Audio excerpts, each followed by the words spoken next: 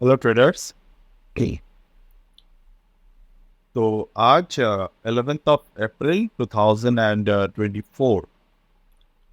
तो ये मेरे एक छोटा सा स्विंग ट्रेडिंग के पोर्टफोलियो है, जहाँ पर हमने एलटी फूड को कुछ टाइम पहले बाय किया था जब मार्केट में बॉटम आउट किया। और मेरे कुछ और भी शेयर्स दूसरे अकाउंट पे बाय किए हुए हैं, जो ऑलमोस्ट ये टॉप पर बाई किए हैं। अभी भी ये प्रॉफिट में नहीं आए हैं, but sooner or later this will come into profits। तो चलिए हम लोग समझने की कोशिश करेंगे कि कौन से रीज़न थे जो हमने यहाँ पर बॉटम पे बाई किए। और पहले हमने इम्पल्स में थोड़े यहाँ पर बाई किए थे, बट डेफिनेटली यहाँ पर जब मैंने बाई किया तो उसके थोड़े दिन पहले ही मैंने 204-5 के लेवल पर प्रॉफिट्स को बुक किया। लेटर ऑन जो यहाँ से गिरावट दिखे, वो पैनिक नहीं था मेरे कि ये गिर जाएगा, तो मैंने होल्ड किया। अदरवाइज 4-5% पे वो लॉस में हम लोग काट लेते। बट फिलहाल मार्केट में जो अपमूव आए हैं, लेट्स अंडरस्टैंड हमने कौन से टेक्निकल एनालिसिस के जरिए वो पैटर्न को फॉलो अप। कोई भी ट्रेड अगर आप लेते हो बाइंग के लिए स्पेशली, तो वहाँ पर मार्केट में आपको एक मेजर जो मोमेंटम है वो देखना जरूरी है। तो मेजर मोमेंटम जो है वो हम लोग कैसे देखेंगे? हमें मेजर मोमेंटम देखने के लिए हमेशा लार्जर टाइम फ्रेम को यूज करना। तो आप जब भी इस पर्टिकुलर स्टॉक को लार्जर टाइम फ्रेम यानी कि मंथली टाइम फ्रेम, मैंने जब भी इसको शिफ्ट कर दिया, तो आप खुद से देख सकते हो कि ये जो ट्रेंड है ये कंटिन्यूअस अप ट्रेंड में है। अब कैसे आप समझेंगे कंटिन्यूअस अप ट्रेंड में है कि नहीं? सिंपल तरीके से ये ऑब्जर्व करो कि जो प्राइस है वो प्राइस पिछले स्विंग हाई से ऊपर है या फिर पिछले स्विंग हाई हाई से नीचे। जैसे अगर मैं देखूं तो there was a swing high at the price of 90, the another swing high present at the price of 135। So जब मार्केट इस दोनों स्विंग हाई के ऊपर हॉवर कर रहा है यहाँ पर, तो मार्केट डेफिनेटली हायर जोन पर है। साथ ही साथ आप अगर आपको प्राइस एक्शन को समझने में तकलीफ हो रहे हो, आप नए ट्रेडर है, तो शुरुआती दिनों में सबको थोड़े बहुत प्रॉब्लम होते हैं प्राइस को नेकेड समझना। बट कोई मुश्किल काम नहीं है उसको प्रॉपर तरीके से देखने के लिए। मैं हमेशा आपको एक मूविंग एवरेज जो है वो देखने के बाद मैं कमेंट करता हूँ। कोर्सेस में भी ये सेम मूविंग एवरेज के ऊपर बहुत सारी बातें होते हैं, और यहाँ पर भी मैं सेम ही बातें बोल रहा हूँ। तो डेफिनेटली वो मूविंग एवरेज ये होते हैं 21 पीरियड ऐसे। तो आप मार्केट के ट्रेंड को अगर समझो कि मार्केट 2018 तक एक अप ट्रेंड में था, 2018 से 18 के मिड से ये स्टॉक जो है वो डाउन ट्रेंड में चलना स्टार्ट कर। अब over this just a second, जब मार्केट 21st लेवल के वो 21st पीरियड मूविंग एवरेज के नीचे बॉटम क्रिएट किए, एक बात ऑब्जर्व करिए इस शेयर में। एक सेकंड, कि जब पिछला बॉटम था स्टॉक का, मतलब जब ये मल्टीबैगर जब नहीं बना था, 2-3 रुपए में ट्रेड कर रहा था, जब ये लिस्टेड हुआ था, it was around I think very low price. तो डेफिनेटली यहाँ पर अगर मैं ऑब्जर्व करता हूँ तो 2 रुपए के एक स्विंग बॉटम यहाँ पर थे। तो मार्केट ने जब 21 पीरियड मूविंग एवरेज को क्रॉस किया, तो पिछले बॉटम को मार्केट ने नहीं तोड़ा, और दोबारा जब 21 पीरियड मूविंग एवरेज के ऊपर मार्केट यहाँ पर आए, तो हम लोग यहाँ पर क्या ऑब्जर्व कर सकते हैं कि जो पिछले दोनों बॉटम हैं मार्केट में, वो बॉटम को अगर आप कनेक्ट करते हैं, मैं यहाँ पर जितने भी बात बोल रहा हूँ ये इंटरमीडिएट एडवांस ट्रेडर जो कैच कर सकते हैं टेक्निकल बातें, वो बहुत अच्छे से समझ जाएंगे।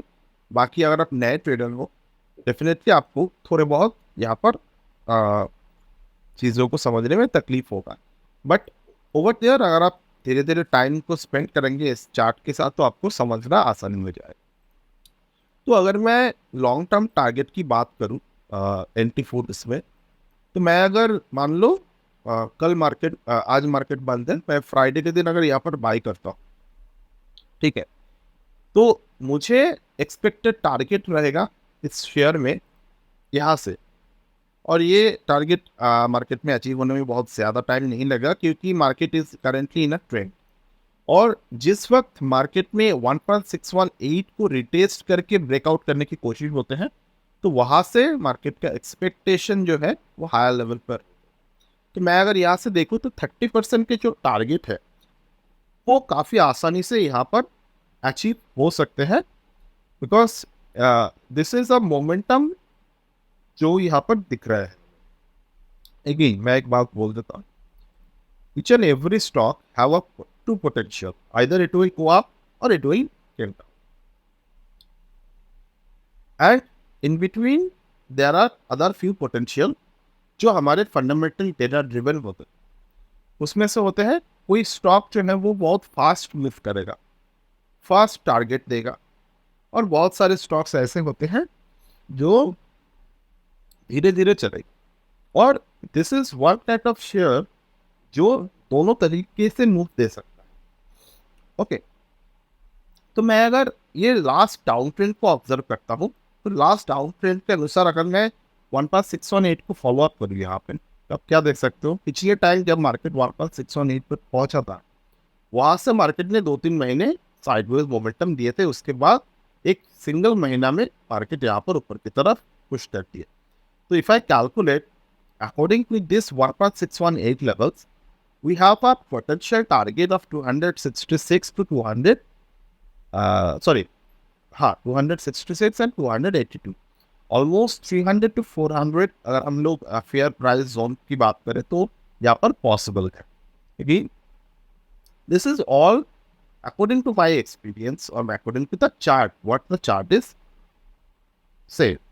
अगर मैं फिबोनाची रेजिस्टेंस को देखता हूँ, रेजिस्टेंस के ऊपर अगर प्राइस है, तो definitely as per the momentum theory हम लोग हमेशा एक्सपेक्ट करते हैं वो नए मोमेंटम क्रिएट करेगा, नया हाई क्रिएट करेगा, विच इज़ वेरी कॉमन। यहाँ पर कुछ रॉकेट साइंस समझने के नहीं है। दूसरा, अगर मैं इसी चार्ट को वीकली टाइम फ्रेम पे शिफ्ट करता हूँ, तो मुझे यहाँ पर कौन से पैटर्न्स दिख रहे हैं। पैटर्न्स मुझे ये दिख रहा है, यहाँ पे मार्केट का एक बॉटम बना था, यहाँ पर लोअर बॉटम बने थे, और जो 2022 के लोअर बॉटम है उसको अगर हम लोग देखें, तो वहां से मार्केट जो डायरेक्टली मार्केट कभी भी डिप नहीं दिया है, it keep on creating the higher bottom साल। तो यहाँ से मार्केट हायर बॉटम पर ही जा रहा है, and finally the price create a engulfing breakout here. Engulfing breakout हुए हैं यहाँ पे। अगर मैं वॉल्यूम की बात करूं, फैंटास्टिक वॉल्यूम देयर, एंड उसके बाद में काफी अच्छे मार्केट में वॉल्यूम यहाँ पर बन रहा है। अभी भी सेलिंग नहीं हुए हैं, तो the people who bought they are still holding the stock as per the current. तो अगर मैं यहाँ पर एक मार्केट को ऑब्जर्व करता हूँ कि this is the top, this is the bottom, we are above the 0.618 golden Fibonacci level, और यहाँ से अगर मैं देखूँ तो 280 के जो टारगेट है वो पॉसिबल है। दूसरा, अगर मैं 1.272 लेवल को यहाँ पर देखता हूँ, 254 is the next level which is the near by. ठीक है, थर्ड जो बात मैं यहाँ पर देखूंगा वो है daily time. So if I watch with the daily time frame and if I open the Gann angle and let me just connect from here to here, तो अभी भी यहाँ पर एक पुल डाउन की पोटेंशियल दिख रहे हैं। तो market is currently crossed above the 4/1। यहाँ पर गैप एंगल जो है वो सही तरीके से ड्रॉ नहीं है, जस्ट अ सेकंड। मैं अगर कैम एंगल को प्रॉपर तरीके से यहाँ पर ड्रॉ करता हूँ, सी यहाँ पर 8/1 पे सपोर्ट लिया था प्राइस ने। This is the breakout which did not happen so far, और but the recent swing, the market में जो नेक्स्ट रेजिस्टेंस है वो है 219। तो पॉसिबली ये जो लास्ट कुछ मोमेंट ये है, तो हमें नया ट्रेंड अपॉर्चुनिटी जो मिलेगा वो 206 से लेकर 219 के बीच में से मिलेगा। एंड हम लोग यहाँ पे एक वेट कर सकते हैं पॉसिबल कंसोलिडेशन के, और जहाँ से कंसोलिडेशन मिलने के बाद जब ब्रेकआउट देगा तो वी कैन एक्सपेक्ट 256 से लेकर 293 के बीच में नेक्स्ट पॉसिबल टारगेट। अब बात अगर हम लोग फंडामेंटल एनालिसिस का करें, तो fundamentally the stock is worth holding. और मैं वर्थ होल्डिंग क्यों बोल रहा हूँ, क्योंकि अगर आपने, मुझे नहीं पता आप कब से इसको फॉलो अप कर रहे हो, but I am personally following up from the 2021-2022 level, even before that. मेरे पब्लिक चैनल में ये स्टॉक जब ये 2 डिजिट का हुआ करता था, उस वक्त से हम लोग इसके पे बात कर रहे हैं। एंड टेक्निकली साउंड अगर हम लोग करें तो रिसेंटली इस स्टॉक का जो मोमेंटम है वो 266 और 363 तक नेक्स्ट दिख रहा है। ओके, ये हमने 3 महीने का एक सिंगल कैंडल के मोमेंटम को ट्रैक किया है। बट अगेन रिमेंबर एक पॉइंट, जैसे कि ये स्टॉक का हिस्ट्री क्या बोल रहा है, हिस्ट्री बोल रहा है ये स्टॉक जो है वो साइडवेज रैंडम मूवमेंट दे सकता है। अगर हम लोग ये देखें 2021 में ये स्टॉक अपने मदर कैंडल के बाद, मदर कैंडल को मार्केट ने 1 2 3 4 1 साल तक ये मदर कैंडल पे रेंज पे रहा। तो साल भर का जब ब्रेकआउट आए थे उसके बाद मार्केट पूरी अच्छी तरीके से, तो ऑलरेडी हम लोग अगर देखें तो 6 महीना हो गया है, अभी मार्केट 150 से लेकर 234 के रेंज पर घूम रहा है। और पोटेंशियल जब भी ब्रेकआउट देगा ये काफ़ी अच्छी मोमेंट दे सकता है, मोमेंटम दे सकता है। That's what the history is saying. यहाँ पर पिछले टाइम 150% के मूवमेंट दिए थे। अगर मैं यहाँ पर प्रॉपर तरीके से देखूँ तो as per the current 4.236 theory, you can expect 60 to 50 to 60% of the possible momentum, but it will take time. Okay, and though always remember, if you can't lose or if you can't wait, then the market is not for you. मतलब बहुत सारे time ऐसे आते हैं chart में कि हमें exit देखने होते हैं, बहुत सारे टाइम ऐसे आते हैं जब हमें एग्जिट तो नहीं मिलते, बट वहाँ पर हम लोगों को वेट करना होता है। That is the holding period of a stock. तो वहाँ पर हमें हो सकता है कितने टाइम वेट करने पड़े, 1 साल 2 साल। जैसे कि there are lots of traders जिसने 90-100 पे इसको बाई किया था, वहाँ से उन्होंने देखा 23 तक किया। ओके, प्रोमोटर्स जो होंगे तो definitely they are doing the business.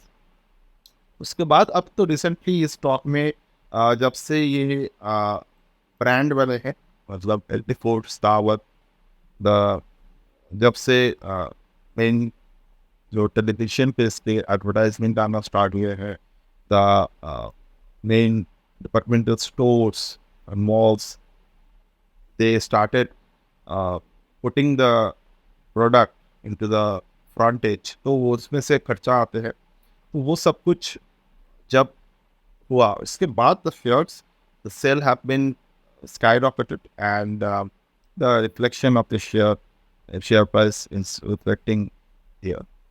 तो डेफिनेटली कोई भी शेयर हो, सही जगह पर वेट करना इज़ वेरी इंपॉर्टेंट। एंड जैसे कि हम लोग अभी देख रहे हैं, मार्केट दोबारा एक रेंज पर है, तो जब भी रेंज ब्रेकआउट होगा, possibility again everything is possibility, possibility ये रहेगा stock to meet. So that's it from my end with this stock analysis. We'll get back